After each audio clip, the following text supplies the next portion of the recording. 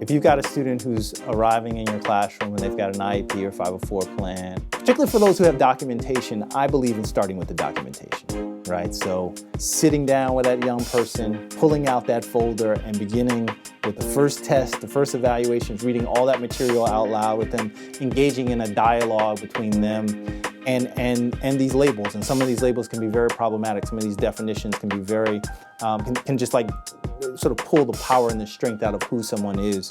But I believe in starting there, right? And because I think, unfortunately, in many communities and many families, we think that for some reason we are saving our kids by not having a conversation about all of this testing and what have you. So I think having a conversation and beginning with the documentation is a great place to go. But all of that is really about just giving them an opportunity to start to redefine who they are as a learner, right? To create their own definition as a learner, right?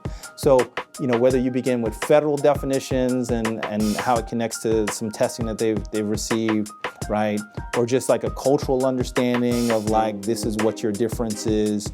Ultimately, I think it's that young person's prerogative to sit down and say, okay, I'm dyslexic, but what does dyslexia mean to me? It can be important, particularly if someone has a diagnosed disability, to give them the language to be able to talk to other people about how their mind works, how their body works, and what they need to be successful in a variety of environments, right? And that is role playing. That's saying, okay, I'm going to be your teacher. You've never met me before. You're on the autism spectrum. Come up to me and explain to me who you are, right? And what do you need in this math class to be successful? I'm going to be your employer, right?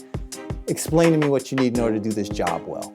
That self-disclosure piece, I think, is really, really, really important, particularly for those of us who have like the quote-unquote hidden disabilities, right? Because no one's going to look at us and see a wheelchair and then start sizing up what they need in order to support us. It all begins in our language.